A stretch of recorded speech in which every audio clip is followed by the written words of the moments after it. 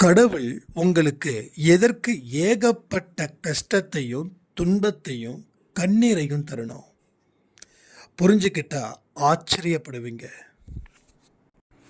கடவுளை இத்தனை நாள் நீங்கள் பக்தியால் தேடியிருப்பீங்க. அதனால் உங்களுக்கு லாபமோ சந்தோஷமோ மகிழ்ச்சியோ இல்லை. ஆனால் அவரை இந்த வழியில் நீங்கள் தேடினீங்கன்னா உங்கள் கண்ணில் இனி ஒரு சொட்டு கண்ணீர் கூட வராது. பல வருஷமாக கல்யாணம் ஆன ஒரு பெண்ணுக்கு குழந்தை பாக்கியம் இல்லை. அவங்க இன்னைக்கு நல்ல செய்தியை கடவுள் கொடுத்துருக்கார். அவங்க எந்த முறையில் அந்த பூஜையை செஞ்சாங்கன்றத நீங்கள் தெரிஞ்சுக்கிட்டீங்கன்னா உங்களுடைய பிரச்சனைகளை தீர்ப்பதற்கும் அந்த பூஜைகள் ஏற்றதாக இருக்கும்.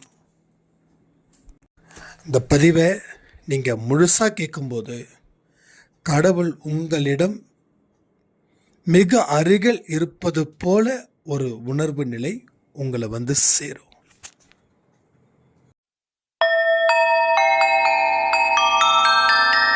ஓம் சாயிரா சாயிரா, ஓம் சாயிரா சாயிரா, ஓம் சாயிரா சாயிரா, அன்பே சாயிரா, பேரன்பே சாயிரா, அகிலம் தளிக்க ஆத்மா விழிக்க அனுதினம் சாயிரா, எங்கள் அன்பே சாயிரா.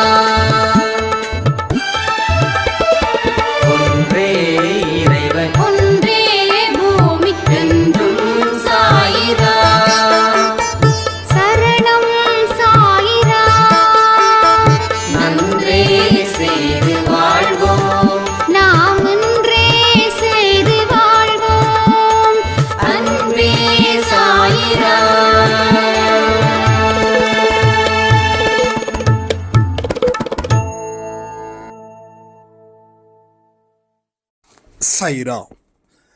என் உயிரின் உயிரானவர்களே, ஒரு பெரிய மிராக்கல் இந்த பதிவில் பார்க்க போகிறோம். ரெண்டாவது, ஒரு சாய்ராமுடைய பெரிய சந்தேகத்துக்கு பதிலும் இந்த பதிவில் சொல்ல போகிறோம். முதல்ல என்ன சந்தேகம் அப்படின்றத பார்த்தீங்கன்னா,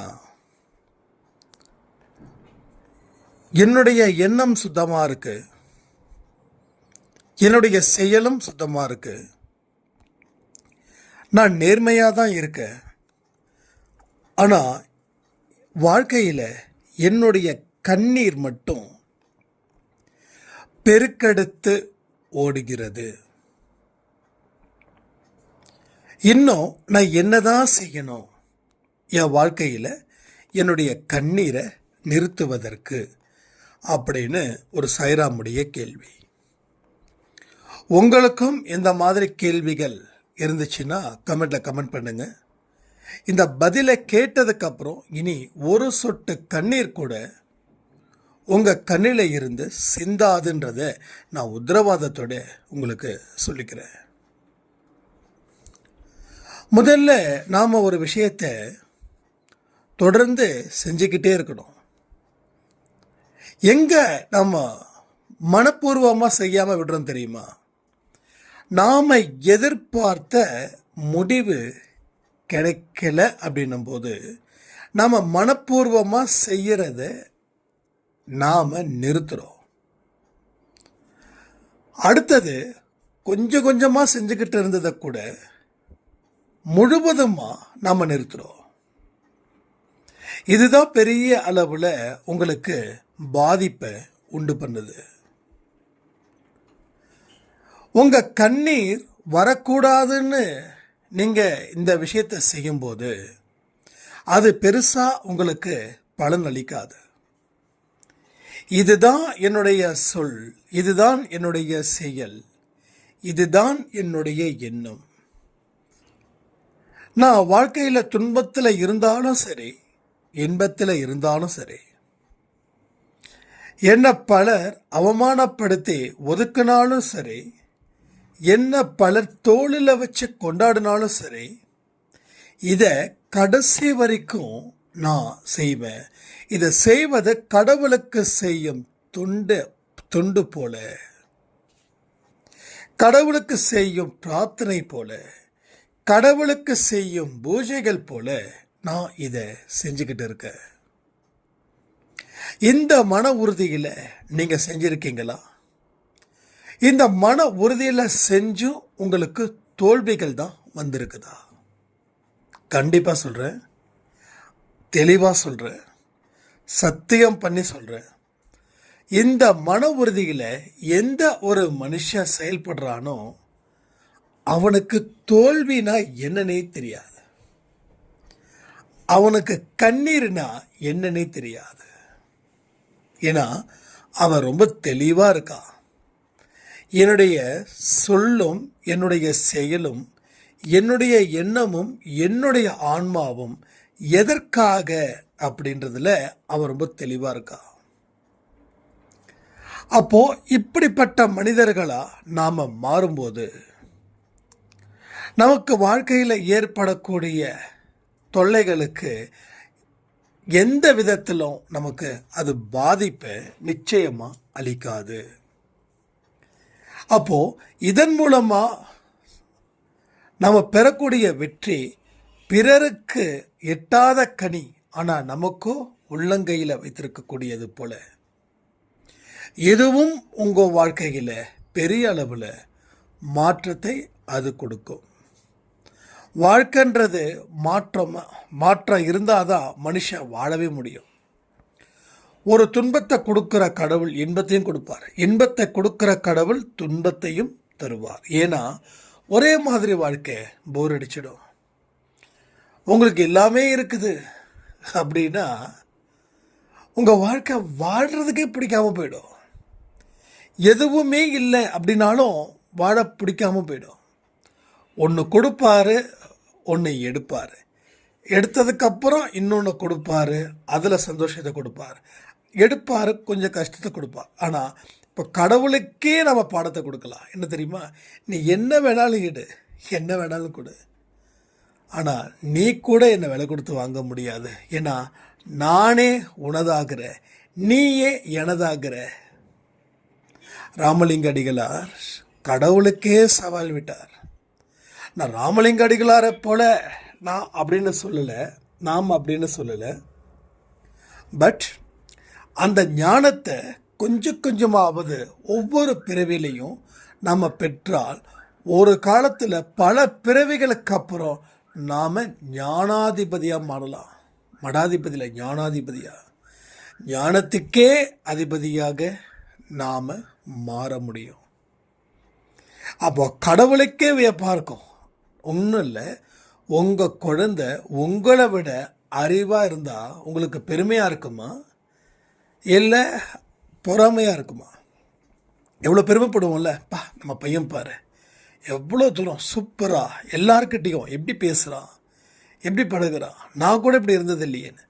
அதுபோல் கடவுள் உங்களை பார்த்து பெருமைப்படுற அளவுக்கு நாம் இருக்கணும்.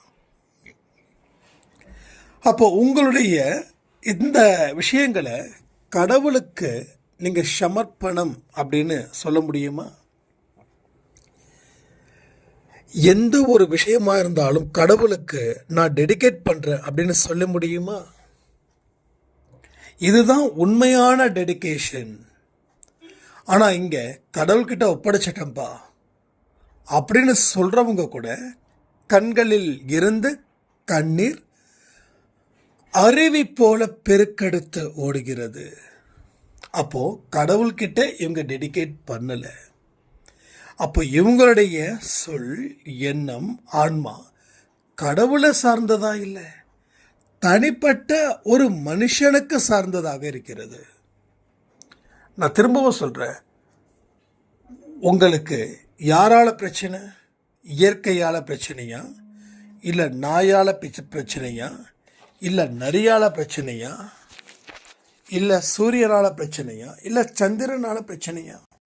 வாழ்க்கையில் கடவுள் ஞானத்துக்கு மேலே ஞானம் வழங்குவார். நீங்கள் ஞான மார்க்கத்தில் போகும்போது, நாம் இங்கே பக்தி மார்க்கத்தில் போகிறோம்.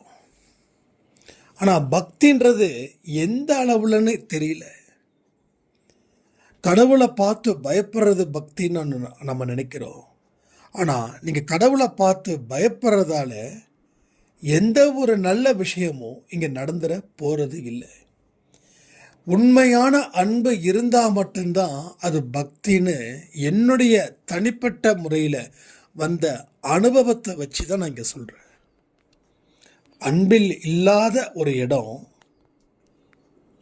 அந்த இடத்துல உங்களால் வாழக்கூட முடியாது. உங்களை சுற்றியும் அன்பில்லாதவர்கள் இருந்து உங்களுக்கு பணம் புகழ் பேர் இருந்தும் அது எந்த இடத்துலையும் உங்களுக்கு பயன் தராது. அது உங்களை சிதைச்சிடும். ஏன்னா அன்பில்லாத இடத்துல இருக்கிறது காற்று இல்லாத இடத்துல இருப்பது போல. காற்று இல்லாமல் ஒரு மனுஷன் இருக்க முடியுமா? ஒரு பூட்டுற பீரோக்குள்ளே உங்களால் இருக்க முடியுமா? ஒரு நாள் உங்களால் இருக்க முடியுமா? அதே பீரோவை திறந்து வச்சா இருக்கலாம். பீரோவை மூடும்போது காற்று இல்லை, என்ன ஆகும்? அவ்வளோதான், முடிஞ்சுது. கதம் சொன்னது போல. அப்போது அன்புனால நீங்கள் மனிதரையும் தேடுங்க, கடவுளையும் தேடுங்க, ஜீவராசிகளையும் தேடுங்க. அன்புனால தேட தேட தேட எதிரிகள் கூட உங்களிடம் மண்டியிடுவார்கள். நீங்கள் வம்புக்கு போகிறவனாக இருக்கும்போது தான் அவனும் வம்புக்கு நிற்பான். உங்ககிட்ட வம்புக்கு வரவங்க கிட்ட அன்பாக பேசி பாருங்களேன். உண்மையான அன்பாக இருக்கணும், போலியான அன்பாக இருக்கக்கூடாது. அந்த உண்மையான அன்பாக இருக்கும்போது அந்த ஒரு வைப்ரேஷன் அவனுக்குள்ளே போயிடும். வந்தவன் உங்களுக்கு உதவி செஞ்சுட்டு போவான். கத்தியை எடுத்துகிட்டு வரவன் கத்தியை உங்கள் பாதத்தில் வச்சுட்டு உங்ககிட்ட ஆசீர்வாதம் வாங்கிட்டு போவான். ஏன்னா அந்த அன்புக்கு அவ்வளவு பெரிய ஒரு சக்தி இருக்கு. ஆனால் நாம் என்ன பண்ணுறோம்? அன்பு வைக்கிறது தப்பு, அன்பு வைக்கிறதாலே நம்ம ஏமாற்றப்படுவோம் அப்படின்றோம். கடவுள்கிட்ட வைக்கக்கூடிய அன்பு, நீங்கள் அவர்கிட்ட அந்த அன்பை வச்சிட்டிங்கனாவே சக மனிதர்கள்கிட்டையும் நீங்கள் அன்பு வைக்கலாம். நீங்கள் இதுக்கு முன்னாடி வச்ச அன்பு வேறு, இப்போ வைக்கிற அன்பு வேறு. இதுக்கு முன்னாடி ஒரு சாய்ராம் சொன்னாங்க, சாய்ப்பாவை அன்பை சாயில் வர்றதுக்கு முன்னாடி நான் மற்றவங்க மனுஷங்க மேலே வச்சிருக்கிற அன்பு வேறங்க. ஆனால் இப்போவோ அவர் வந்ததுக்கப்புறம் நான் வச்சிருக்கக்கூடிய அன்பு ஏகப்பட்ட வித்தியாசங்கள் இருக்குது. என்னோட வாழ்க்கையை நான் மாற்றுறேன் அப்படின்ற விஷயங்களை நான் ஆதாரபூர்வமாக நான் அதை அனுபவிச்சிட்ருக்கேன் இந்த நிமிஷம் வரைக்கும். எஸ், அந்த அம்மா சொன்னது தான் உண்மை. எனக்குமே அதே அன்பை நான் இப்போ இந்த நொடி வரைக்கும் நான் அனுபவிச்சிட்ருக்கேன். அது ஒரு ஃபீல், அது ஒரு மிகப்பெரிய ஒரு ஃபீல். அதை சொல்ல வார்த்தையே இல்லை. அதாவது தண்ணி அடிக்கிறவனுக்கு இருக்கக்கூடிய போதை கூட அந்த போதை நிற்கிற வரைக்கும் தான். ஆனால் இந்த உலகத்தின் மேலே நீங்கள் அன்பு வைக்கிற அது போதைன்னு சொன்னால் அசிங்கம், தப்பு. கிட்டத்தட்ட அந்த மாதிரி ஒரு ஃபீல் உங்களுக்குள்ளே இருந்துக்கிட்டே இருக்கும். ஒரு கோபம் இருக்காது, ஒரு ஆத்திரம் இருக்காது, ஒரு அகங்காரம் இருக்காது, ஒரு ஆணவம் இருக்காது. யாராவது உங்களுக்கு எதிராக குறுக்க வந்தாலும் நீங்கள் நின்று அவங்கள வாழ்த்திட்டு போவீங்க. இதெல்லாம் யோசிச்சு பாருங்களேன். இப்படிலாம் உங்கள் மனசுக்குள்ள இந்த மாதிரி எண்ணங்களை யார் திணிக்கிறாங்க தெரியுமா? கடவுள். ஏன் திணிக்கிறாருன்னா, நீங்கள் அவருடைய பாதையில் செல்லும்போது அவர் உங்களை இன்னமும் மெருகேற்றணும்னு நினைக்கிறார். என் குழந்தைக்கு தொல்லைகள் தரக்கூடிய விஷயத்தை நான் தவிர்ப்பேன்னு சொல்கிறார். அப்போது மனது ஆரோக்கியமாக இருந்தால் உடல் ஆரோக்கியமாக இருக்கும். உங்கள் மனது ஃபுல்லாக ஒரு அன்பு பரவி இருக்கு. அப்போ ஆட்டோமேட்டிக்காக எப்படி இருக்கும்? உடலும் ஆரோக்கியமாக இருக்கும். மனம் ஆரோக்கியம், உடல் ஆரோக்கியம் ஈக்குவல் டு ஹிமாலய வெற்றி. அதாவது நாம் இமயமலையில் போய் ஒரு அனுபவத்தை தெரிஞ்சுக்கணும் அப்படின்னா அதை நீங்கள் உங்கள் கண்கள் மூலமாகவே, மனதின் மூலமாகவே அதை தெரிந்து கொள்ளவும் முடியும். நான் சம்டைம்ஸ் நைட்டு 12-12:30 மணி இருக்கும், சில நேரத்தில் தூக்கம் வராது. அப்போது ஹாலில் ஃபேனை போட்டு ஜஸ்ட் கண்ணை மூடும்போது நான் எங்கே போகணும் அப்படின்னு நினைக்கிறேனோ அங்கே என்னால் போக முடியுது. ஈஸியாக போக முடியுது. நான் இருக்கிற இடத்த என்னால் மாற்றவும் முடியுது. எல்லாத்துக்கும் காரணம் அந்த எண்ணம், அந்த மனது, அந்த மனதில் ஏற்பட்ட மாற்றம்.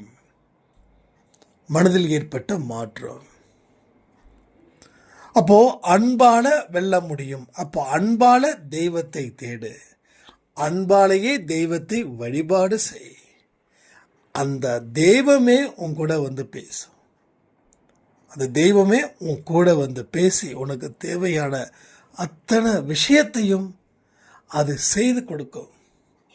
ஸோ வாழ்க்கையில் பிரச்சனை தீர்க்கணுன்றதுக்காக கடவுள்கிட்ட வரதை நிறுத்துங்க. கடவுள் ஏன் தெரியுமா பிரச்சனைகளை கொடுக்குறாரு? நீங்கள் அவரிடமிருந்து பொருளை பெறுவல்ல, ஞானத்தை பெற. பொருளை பெறும்போது நமக்கு இன்னொரு பொருள் வேணும்னு நினைப்போம். ஆசை அடங்காது.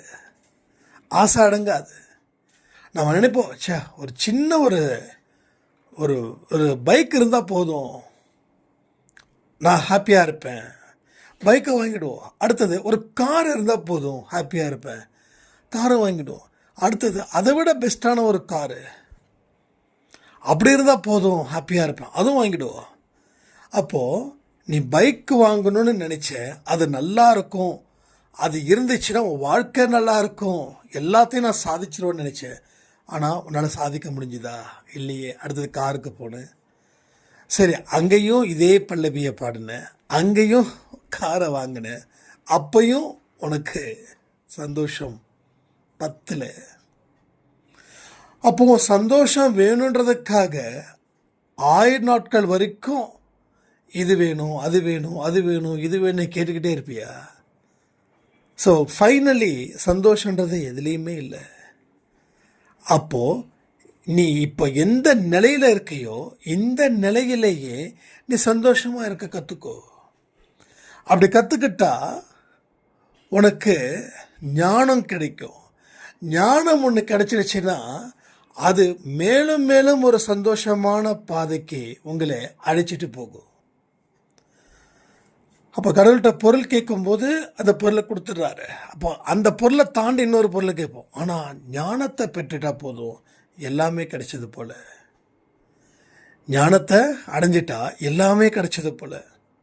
என்னதான் ஒரு முனிவருக்கு ஒரு நாட்டோட அரண்மனையில் இருக்கிற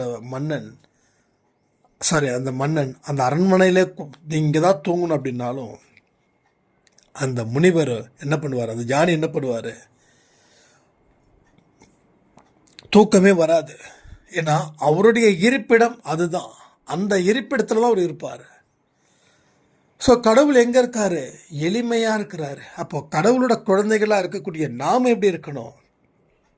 அதே எளிமையோடு இரு. பேருக்கும் புகழுக்கும் அலையாத, எல்லாரும் என்னை கொண்டாடணும் அப்படின்னு மட்டும் நினைக்காத. அது நீ கடவுள் இடத்துல இருந்து விலகி வரன்னு அர்த்தம். இப்போ இதை எல்லாத்தையும் புரிஞ்சுக்க முயற்சி பண்ணுங்கன்னா உங்கள் வாழ்க்கையில் இனி கண்ணீர் ஒரு சொட்டு கூட வெளியில் போகாது, ஒரு சொட்டு போகாது. சரியா? முயற்சி பண்ணுங்கள், கண்டிப்பாக நல்லது நடக்கும். அதே போல் ஒரு சாய்ராமோட மிராக்கிள் கிட்டத்தட்ட 12 வருஷம் மேரேஜ் ஆகி அவங்களுக்கு குழந்தை பாக்கியம் இல்லை. ஸோ டாக்டர்ஸ் நிறைய போய்ட்டு ஏகப்பட்ட ட்ரீட்மெண்ட் பண்ணியிருக்காங்க, என்னென்ன ட்ரீட்மெண்ட்ஸ் இருக்கோ எல்லாத்தையும் பண்ணிட்டாங்க. ஸோ ஃபைனலாக எங்கேயுமே குழந்தை பாக்கியம் இல்லை. ஃபாரின் வரைக்கும் அந்த ட்ரீட்மெண்ட் நடந்திருக்குது, பட் எங்கேயுமே அந்த பாசிபிளே இல்லை. ஃபைனலி அக்செப்ட் பண்ணிக்கணும் அப்படின்னு சொல்லி அதை அக்செப்ட் பண்ண ஆரம்பிச்சிட்டாங்க. அதற்கு அப்புறமா அவங்க வாழ்க்கையில் சாய்பாவை தேடினாங்க. தினமும் உதி தண்ணியில் கலந்து குடித்தாங்க. குழந்தை பாக்கியம் வேணும்னு சொல்லலை, அப்படி குடிக்கல. நான் எப்பயுமே உன்னுடைய குழந்தையாக இருக்கணும். உண்மையிலே சொல்ல கண்ணு கலங்குது. எப்பயுமே நான் உனக்கு குழந்தையா இருக்கணும் சாயப்பா. எனக்கு அம்மா அப்பா எல்லாமே நீ தான்.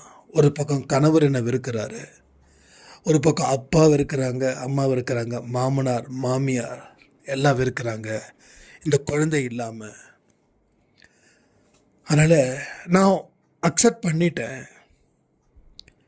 பட் எனக்கு ஒரே ஒரு ஆசை, நான் எந்த இடத்துலையும் யாருக்கிட்டேயும் எதிர்த்து பேசவோ இல்லை அவங்க சொல்கிறதால கஷ்டப்படவோ கூடாது. நான் உனக்கு எப்பயுமே குழந்தையா இருக்கணும், அது ஒன்று தான் அப்படின்னு தினமும் அந்த 8 மணிக்கு நம்ம டாக்டர் சாய்பாபா சொன்னோம்ல, அந்த இடத்துல அவங்க தினமும் கலந்துக்கிட்டு இருப்பாங்க. கிட்டத்தட்ட 8-9 மாதம் 9 மாதம் அவங்க தொடர்ந்து அதை செய்கிறாங்க. செஞ்சதுக்கப்புறம் இன்னைக்கு டாக்டர்கிட்ட போய்ட்டு டெஸ்ட் எடுத்திருக்காங்க. Baby confirm, baby confirm. எப்பேற்பட்ட ஒரு விஷயம் பாருங்களேன். ஸோ எந்த எதிர்பார்ப்பும் இல்லாமல் அவரிடம் நெருங்கும்போது உனக்கு என்ன கொடுக்கணும் அப்படின்றத அவருக்கு தெரியாமல் இல்லை. நம்ம ஒரு லிஸ்ட்டை கொடுக்குறோம், இதை பண்ணு அதை பண்ணு. கடவுளே, எல்லாமே தெரியுங்க. நம்ம என்ன அவ்வளோ பெரிய ஞானியா? அவரை விட நம்ம பெரிய ஞானியா? ஸோ எல்லாமே அவருக்கு தெரியும். ஸோ இந்த மிராக்களை நடத்தின சாயப்பாவுக்கு நம்ம எல்லோரும் நன்றிகளை தெரிவிக்கலாமா? அந்த சாய்ராமுடைய நேம் மல்லிகா. அவங்க கேரளாவில் இருக்காங்க. ஸோ குழந்தை நல்லபடியாக பிறக்கணும் அப்படின்னு சொல்லி சாய்ப்பாக்கிட்ட எல்லோரும் பிரார்த்தனை பண்ணிக்கலாம். அதே மாதிரி சாப்பாடுக்கு யாராவது கொடுக்கல அப்படின்னா தயவு செய்து 10ல் ரொம்ப கம்மியாக இருக்குது. தயவு செய்து 4 பேருக்கு உதவிகள் செய்யலைனாலும் ஒருத்தவருக்காவது உதவிகள் செஞ்சு அந்த நன்மதிப்பை சாயப்பா கிட்ட பெறணும்னு சொல்லி நான் ரொம்ப தாழ்மையோடு கேட்டு இந்த பதிவை நான் முடிக்கிறேன். ஜெய் சாய்ரா.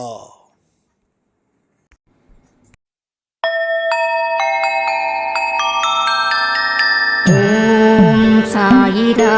சாயிரா.